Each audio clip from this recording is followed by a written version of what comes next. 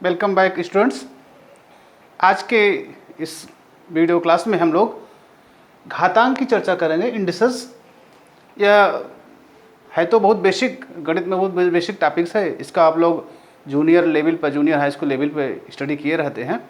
फिर भी चूँकि कम्पिटेटिव एग्जाम में भी आते हैं और आपके स्नातक जो एग्ज़ाम होते हैं, और यहाँ तक कि मैथमेटिक्स के लगभग जो भी क्वेश्चन आते हैं, कहीं न कहीं इस घातांक का प्रयोग अमूमन हर जगह ही संभव होता है। तो यह इस दृष्टि से बहुत महत्वपूर्ण होता है कि इसके बेसिक कॉन्सेप्ट को हम जान जाएं कि इसके प्रमुख अवधारणाएं, इसके कॉन्सेप्ट, इसके फार्मूले क्या हैं। तो आज की क्लास में हम लोग घातांक या इंडिसेस से संबंधित प्रमुख अवधारणाएं क्या हैं, उनके सूत्र क्या हैं, उनके नियम क्या हैं, इसके बारे में चर्चा करेंगे, ताकि बिल्कुल क्लियर हो जाए घातांक के बारे में। जो रूल्स भी है, जो नियम है, वह आपके दिमाग में एकदम क्लियर हो जाए। आइए देखते हैं हम लोग कुछ अवधारणाएं। उसके पहले हम लोग थोड़ा घातांक की चर्चा करते हैं कि एक एग्जाम्पल हम लेते हैं। जैसे अगर हम 5 + 5 जोड़ते थे तो इसका मान 15 आता था, और यह कहा रहता था कि इसका मान वही होगा जो 5 का मल्टीप्लिकेशन 3 में करने पर होता है। यानी 1 2 3 टाइम्स ये 5 आया है, तो अगर इसका हम 5 को 3 टाइम्स मल्टीप्लाई कर दें तो उसकी वैल्यू वही आएगी जो 3 टाइम्स 5 5 8 लिखकर जोड़ने से आती है। यही चीज़ अगर हम गुणे की क्रिया में देखते हैं, 5 × 5 × 5, तो उस स्थिति में कहते हैं कि इसका गुणनफल वही होगा जो 5 की पावर 3 की वैल्यू होगी। यानी योग की क्रिया में यह गुणे की रूप में गया 3, और जब गुणनफल की क्रिया होती है तो उस स्थिति में यह पावर के रूप में आता है। यही घातांक है। जब किसी संख्या की बार बार आवृत्ति होती है गुणनफल के रूप में, 5 × 5 × 5 हो, या कोई भी एक सामान्य संख्या a हो, तो इसको हम संक्षेप में a जितनी बार आया हुआ है, 1 2 3 4 बार आया हुआ, तो a to the power 4, a raise to the power 4। ये 5 बार आया हुआ है तो 5 रेज़ टू द पावर 5। ये जो a है, जो बार बार इसकी आवृत्ति हो रही है, जो बार बार गुणनफल के रूप में प्रयुक्त हो रहा है, वह कहलाता है आधार। क्योंकि बार बार अभी प्रयोग होगा आधार।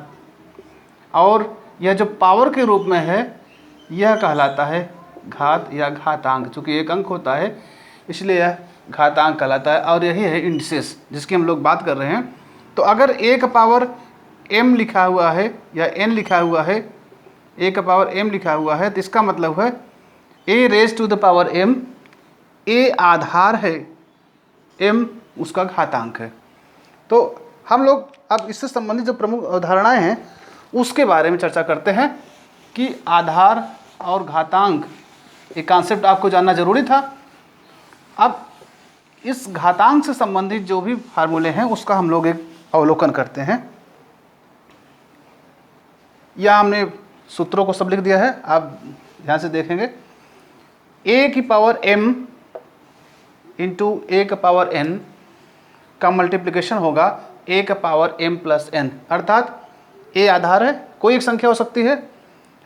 जो गुणनफल निकाला जा रहा है उसका भी आधार वही है, a ही, और दोनों में पावर लगे हुए हैं, तो दोनों का जो गुणनफल होगा उसकी वैल्यू हो जाएगी, a आधार वही रहेगा, पावर जुड़ जाएगा, m + n हो जा रहा है। अर्थात जैसे इसको हम एग्जाम्पल समझें, अगर 5 की पावर 3 है और फिर हम कहें 5 पावर 2, इसका गुणनफल निकालें तो आधार यहाँ भी 5 है, आधार यहाँ भी 5 है, दोनों जगह आधार सेम है।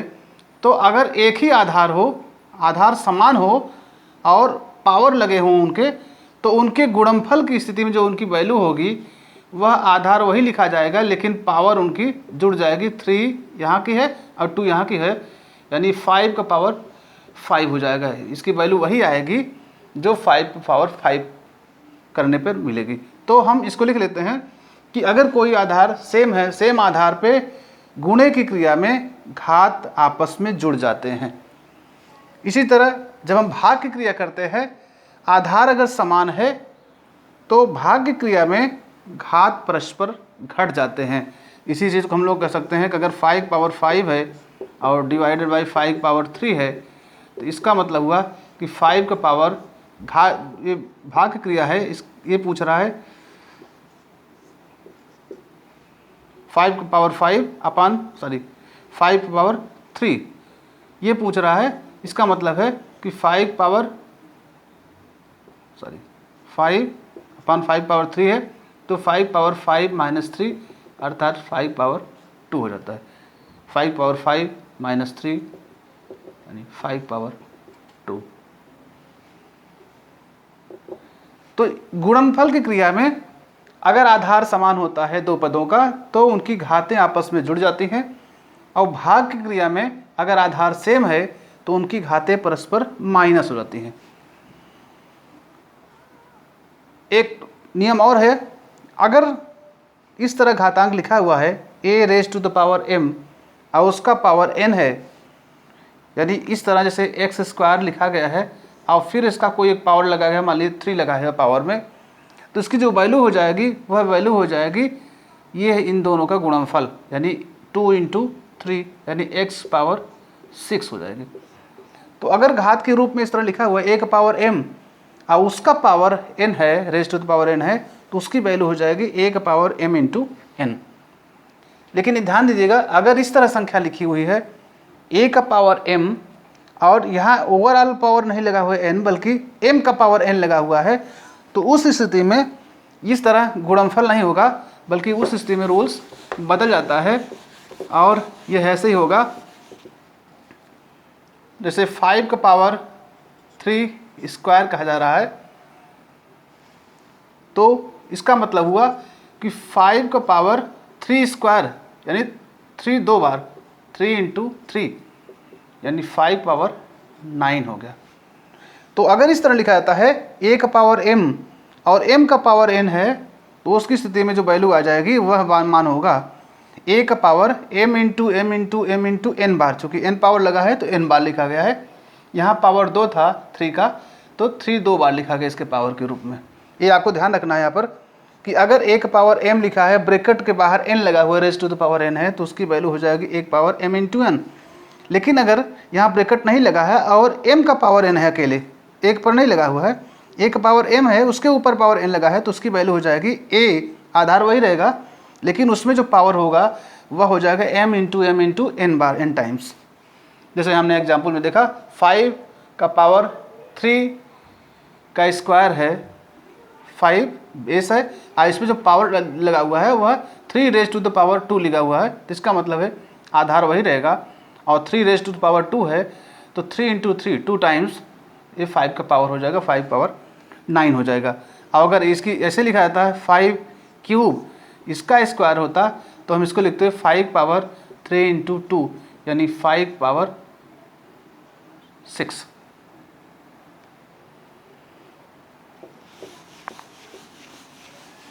अगला रूल्स है, ये लिखा है ए बी का पावर m हो, यानी ये जो व्यंजक लिखा हुआ a × b और उसका पावर m है, raise to the power m है, तो उसकी वैल्यू हो जाएगी a का पावर m × b का पावर m, यानी पावर दोनों संख्याओं में अलग अलग गुणनफल के रूप में आ जाएगा। जैसे अगर लिखा जाए 5 × 3 का पावर 3, तो इसका मतलब हो गया कि 5 का पावर 3 भी रहेगा और 3 का पावर भी 3 रहेगा दोनों में। यही नहीं, दो ही संख्या नहीं, अगर 3 संख्याएं हैं तो 3 संख्याओं की स्थिति में भी यही स्थिति होगी।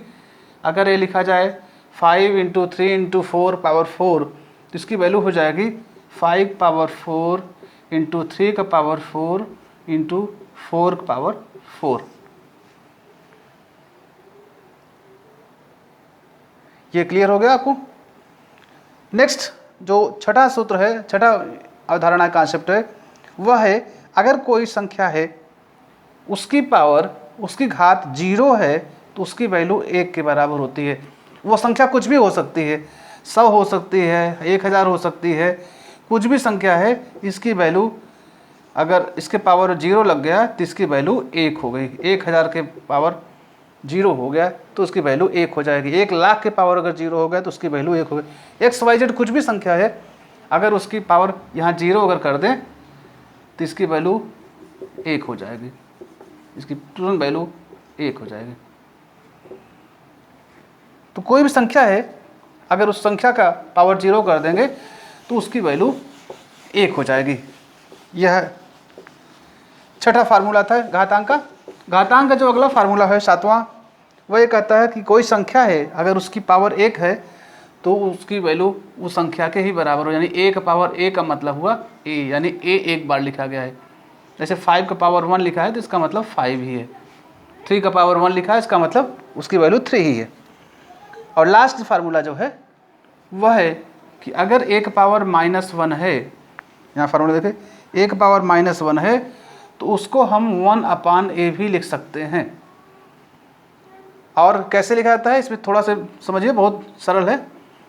यहाँ क्या है, पावर माइनस में है और यहाँ पावर जो लगा हुआ है वो +1 है। इसका मतलब है कि जब हम कोई आधार है a, उस पर कोई पावर लगा हुआ है और उसको फिर नीचे ले जा रहे हैं तो उसकी पावर जो होती है उसका साइन बदल जाता है। यहाँ a है माइनस में है, यहाँ नीचे आ जाएगा तो प्लस में हो जाएगा। जैसे अगर हम कहते हैं a⁵, तो इसका मतलब हो जाएगा, अगर इसको बटे में लिखेंगे नीचे ले जाएंगे a⁻⁻5। इसका उल्टा भी a⁻7, तो इसका मतलब होगा a1/a⁻7। जैसे ही इसको रेसिप्रोकल करते हैं, इसका व्युत्क्रम करते हैं तो उसकी पावर प्लस हो जाएगी। यह प्लस से नीचे आएगा तो माइनस हो जाएगा, माइनस से नीचे आएगा तो प्लस हो जाएगा। इसी तरह एक नियम और भी है, सिंपल है तो स्क्वायर का है नियम। a² बराबर जैसे हम लोग लिखते हैं 4, तो a हो जाएगी 4 वर्गमूल। यहाँ वर्गमूल को हम पावर के रूप में 1/2 भी लिखते हैं इस तरह। तो ये सिंपली जो 7-8 नियम आपको हैं धारणाओं घातांक से संबंधित, 1m × 1n = 1m+n, 1m divide by 1n = 1m-n, 1m raised to the power n = 1m × n, 1m to the power n = 8m × m n times, a × b × m = 1m × b × m, 1 power 0 = 1, 1 power 1 = a, 1 power -1 = 1/a। ये formula हो गए। Simply 1-2 हम लोग सवाल छोटे छोटे लेते हैं ताकि आपका कॉन्सेप्ट बिल्कुल क्लियर हो जाए और इस चैप्टर से संबंधित जो भी सवाल हैं आप उसको आसानी से कर सकें। जैसे एक सवाल हम लेते हैं, 16⁻³ का मान बताइए।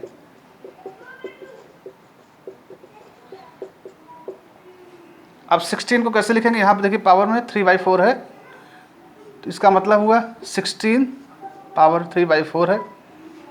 अब 16 को हम इस तरह लिखेंगे ताकि वह पावर 4 में आ जाए या जो भी सरल रूप से आ जाए ताकि ये 4 कट जाए। अब 16 को अगर हम लोग इस तरह लिखें 2 × 2 × 2 × 2, 2 दूना 4, 2 दूना 8, 2 दूनी 16 रेज़ टू द पावर 3/4। अब 2 कितनी बार लिखा गया, 1 2 3 4, यानी 2 जो लिखा गया वह 4 बार लिखा गया, 2 टू पावर 4। इसका पावर हो गया 3/4। अब इस रूल को हम लोग देखेंगे कि अगर एक पावर m है उसका पावर n हो गया तो इसकी वैल्यू हो जाएगी 1 पावर m × n, यानी इसकी वैल्यू हो जाएगी 2 की पावर 4 × 3/4। 4 कैंसिल हुआ, 2 का पावर 3 बराबर 2 × 2 × 2 = 8। That is your answer. ये हुआ 16 पावर 3/4 की वैल्यू। इसी तरह आप चाहें तो एक सवाल और कर सकते हैं कि अगर ये कहा जाए 8 पावर 1/3 का मान बताइए, तो उस स्थिति में भी बहुत सरलता से आप कर सकते हैं। इस 8 को हम इस तरह घात के रूप में लिखेंगे कि वो 3 के अगर पावर में बन जाता है तो उसको हम देखेंगे, चूँकि 3 यहाँ पर लिखा हुआ है तो 8 को बनाते हैं 2 × 2 × 2, ये पावर हुआ 1/3 दिया गया है। 2 3 बार लिखा गया है, 2 × 2 × 2, तो इसका मतलब होगा 2 की पावर 3 और ये पावर हुआ 1/3। इसी रूल से इसकी वैल्यू हो जाएगी 2 पावर 3 इंटू 1/3, 3 कैंसिल आउट हुआ। 2 की पावर 1 कोई भी संख्या होगी अगर उसकी वैल्यू 1 हो, पावर 1 है तो उसका मान वही, देखिए यहाँ दोनों रूल्स यूज हो रहे हैं, 1 पावर 1 इक्वल टू a, तो 2 की पावर अगर 1 है तो उसकी वैल्यू हो जाएगी 2। इसी तरह एक आध सवाल और लेते हैं, जैसे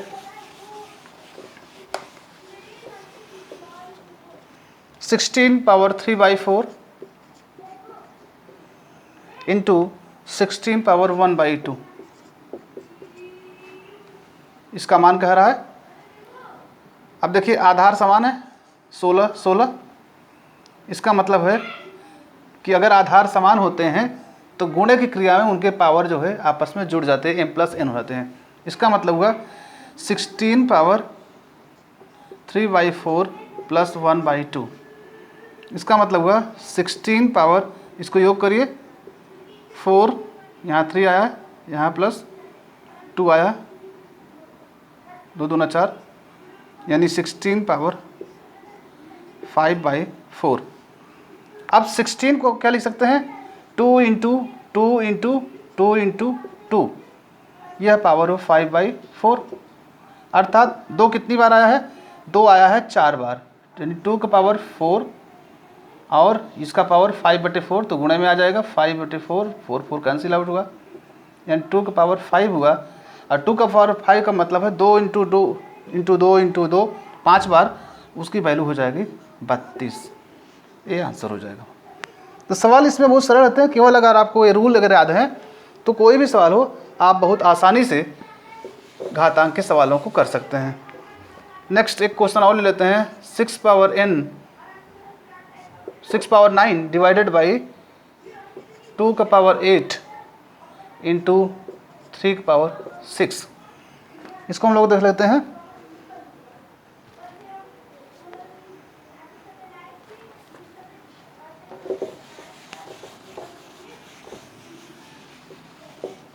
देखिए यहाँ 6 है और इसका मतलब ये कह रहा है 6 पावर 9 2 का पावर 8 इंटू 3 का पावर 6, ये आपसे वैल्यू पूछ रहा है। तो घातांक में आपको हमेशा ऐसे सवाल होते हैं जो कटते हैं। आप देखिए यहाँ 6 लिखा हुआ है, 2 और 3 के पद में है, तो 6 को भी आप गुणनखंड कर दीजिए, इसको तोड़ दीजिए, तो 6 को तोड़ेंगे 2 इंटू 3 हो जाएगा, 2 इंटू 3 ये पावर 9 बटे में 2 का पावर 8 इंटू 3 का पावर 6, ये दिया हुआ है। अब 2 इंटू 3 पावर 9 लगा हुआ है, दो गुणनफल के रूप में लिखी गई संख्याएं a इंटू बी का पावर m इक्वल टू एक पावर bm और b की पावर bm, यानी गुणनफल के रूप में दो संख्याएं लिखी गई हैं, तो उसमें इसके साथ भी पावर लग जाएगा और इसके साथ भी पावर लग जाएगा। इसका मतलब हुआ 2 the power 9 into 3 to the power 9 अपन 2 the power 8 into 3 the power 6। अब आधार आधार एक समान कर लेते हैं, यहाँ 2 2 आधार है, यहाँ 3 3 आधार है। चूँकि घातांक का कोई भी नियम अगर हम लगाते हैं गुणे भाग की क्रिया में, तो आधार का सेम होना, आधार का एक होना जरूरी है। 2 की पावर 9 यहाँ 2 की पावर 8 इंटू 3 की पावर 9 अपान 3 की पावर 6, सॉरी 3 बड़ा करिए। अब भाग की क्रिया हो गई, 2 की पावर n, आधार दोनों में समान है, यहाँ 2 2 है, यहाँ 3 3 है, तो अगर आधार समान होते हैं तो भाग की क्रिया में घातें उनकी घट जाती हैं। यहाँ 2 का पावर 9 है, यहाँ बटे 2 का पावर 8 है, तो इसकी वैल्यू हो जाएगी 2 का पावर 9 माइनस 8, और इसकी वैल्यू हो जाएगी, आधार यहाँ भी सेम है, 3 3 है, 3 की पावर 9 है, नीचे 3 की पावर 6 है, तो आधार वही रहेगा, घात घट जाएगी, 9 माइनस 6 यानी 3, ये वैल्यू हो जाएगी 2 में से 9 में से 1 घटेगा 1 इंटू 3 की वैल्यू हो जाएगी 3, 9 में से 6 घटेगा 3। अब 2 का पावर 1 का मतलब 2, कोई भी पावर 1 लिखा हो संख्या उसकी वैल्यू वही रहती है, इंटू 3 टाइम्स 3 इंटू 3 इंटू 3, तो 3 3 का 9 3 27, इसकी वैल्यू हो गई 54, ये आपका आंसर हो गया। तो इस तरह कोई भी सवाल हो अगर आपको दिया गया हो तो घातांक का जो सिंपल सा रूल है उसकी सहायता से आप अगर उसको याद है तो आसानी से कर सकते हैं। एक लास्ट वाला और हम लोग देख लेते हैं, 81 a स्क्वायर अपान 16 एक पावर -2 और whole raise to the power 3/4 है। ये क्वेश्चन है। अब इस प्रश्न को करना है, बिल्कुल आपको परेशान नहीं होना है, वो सिंपल ढंग से आप कर लेते हैं। घातांक के सवाल ऐसे ही होते हैं, बड़े बड़े दिखने में होते हैं, लेकिन अगर रूल्स आपको याद है दिमाग में तो बहुत आसानी से आप कर लेते हैं। इस 81 को देखिए, 81 को हम लिख सकते हैं 3 इंटू 3 इंटू 3 इंटू 3, 3 त्रिका 9 त्रिक 27 या 81 इंटू ए स्क्वायर। इसको हम लोग लिखेंगे 2 इंटू 2 इंटू 2 इंटू 2। चूँकि अगर पावर जो घातांक लगा है वो भिन्न के रूप में लिखा हुआ है तो हमको थोड़ा सा दिक्कत होती है उस समय। अगर ये पूर्ण संख्या के रूप में लिखता है जैसे 2⁴ तो उसमें दिक्कत नहीं होती, 2 को हम 4 बार गुणा करके उसके वैल्यू लिख सकते हैं। लेकिन अगर 1/4 लिखता है इस तरह तो हमको थोड़ा सा दिक्कत होती है, कोई भी संख्या हो। तो भिन्नात्मक अगर पावर लगा हुआ है इस तरह फ्रैक्शन के रूप में, तो उसको सरल करने के लिए जो अंदर संख्या व्यंजक दिया गया होता है उसको हम इस तरह तोड़ते हैं गुणनफल के रूप में कि वह जो हर है उतने गुणे के रूप में टूटे। जैसे यहाँ 4 है तो 4 पार्ट इसके करते हैं ताकि हमारा जो कैलकुलेशन हो वह सरल हो जाए बहुत। तो 3 into 3 into 3 into A square upon 2 into 2 into 2, 4 बार लिखा गया, इंटू 1⁻², और इसका whole raise to the power जो हुआ वह 3/4 हुआ। अब देखिए 3 का गुणा 4 बार आया है तो इसका मतलब 3⁴ इंटू ए स्क्वायर। यहाँ 2 देखिए 4 बार आया है तो ये भी हो जाएगा 2⁴ इंटू 1⁻², और ये बराबर हो गया 3/4। ये देखिए सरल कर लेते हैं हम लोग। यहाँ 3/4 3⁴ है इंटू 1⁻² यहाँ पर है और नीचे 1⁻² है। तो इस 1⁻² को हम ऊपर लाते हैं तो अभी हम लोगों ने पढ़ा घातांक में जब पावर ऊपर आता है या नीचे से ऊपर आता है या ऊपर से नीचे आता है तो उसकी जो साइन होती है वो बदल जाती है। तो ये 1⁻² है, यहाँ इसका भी आधार ए है, यहाँ इसका भी आधार ए है। तो 1⁻² को जब हम ऊपर लाएंगे तो ये हो जाएगा 1⁻+2, यानी 1⁻² तो है ही इंटू 1⁻² और जुड़ जाएगा, और ये हो जाएगा यहाँ पे बचेगा सिर्फ 2⁴ और whole to the raise power 3/4। अब इसका आगे देखिए कितना हम आसानी से हम लोग सरल कर लेते हैं इसको। अगर इस तरह संख्या आ गई तो 3⁴ इंटू 1² इंटू 1/2, 1/2 इंटू 1/2। तो गुणक की क्रिया में अगर आधार समान है तो घातें आपस में जुड़ जाती है। 1/2 इंटू 1/2 इसकी वैल्यू हो जाएगी 1⁴, यानी 2 यहाँ पर 2 यहाँ पर, दोनों की वैल्यू हो गई 4 बटे 2⁴ और whole raise to the power 3/4। अब इसकी वैल्यू क्या हो गई, अब ये सबके साथ आएगा, यानी 3⁴ एक बार इसके साथ गुणा होगा इंटू 1⁴ इंटू 3/4 एक बार इसके साथ गुणा होगा। यहाँ नीचे जो ओवरऑल है ब्रैकेट के बाहर लगा हुआ है तो इसके साथ भी आएगा बटे 2⁴ इंटू 3/4। अब देखिए 4 कैंसिल हुआ हर जगह से, यहाँ बचा 3⁻³ इंटू 1⁻3, यहाँ बचेगा 2⁻3। अब यहाँ आप लिख सकते हैं 27 A³ अपॉन 2⁻3 का मतलब 8, ये आंसर लिख सकते हैं। या आप इसको ऐसे भी कर सकते हैं 3/2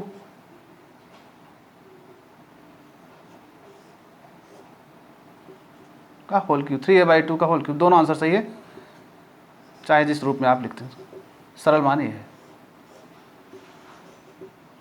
तो इस तरह घातांक के जो अवधारणाएं हैं, जो प्रमुख सूत्र हैं, ये 8 सूत्र अगर आपके दिमाग में बने हुए हैं तो आप घातांक से संबंधित कोई भी प्रश्न हो, मैथमेटिक्स में इसका बहुत यूज होता है। जरूरी नहीं कि घातांक के सवाल इस तरह आपको पूछे जाएं, यह बहुत बेसिक लेवल के प्रश्न थे इसलिए हमने उठाए कॉन्सेप्ट क्लियर करने के लिए। लेकिन जो भी आप आगे कैलकुलेशन करेंगे मैथमेटिक्स में, उसमें या इकोनॉमिक्स में जो मैथमेटिकल इकोनॉमिक्स होगा उसमें भी घातांक के जो रूल्स हैं, जो प्रमुख सूत्र हैं, ये किसी न किसी रूप में प्रयुक्त होते रहेंगे। इसलिए इन घातांक के जो नियम हैं इनको बिल्कुल आप अपने मेमोरी में रख लीजिए, इनको याद कर लीजिए, इनका हर जगह प्रयोग होगा। अगले क्लास में हम लोग अगले लेक्चर अगले टॉपिक की बात करेंगे। Thank you.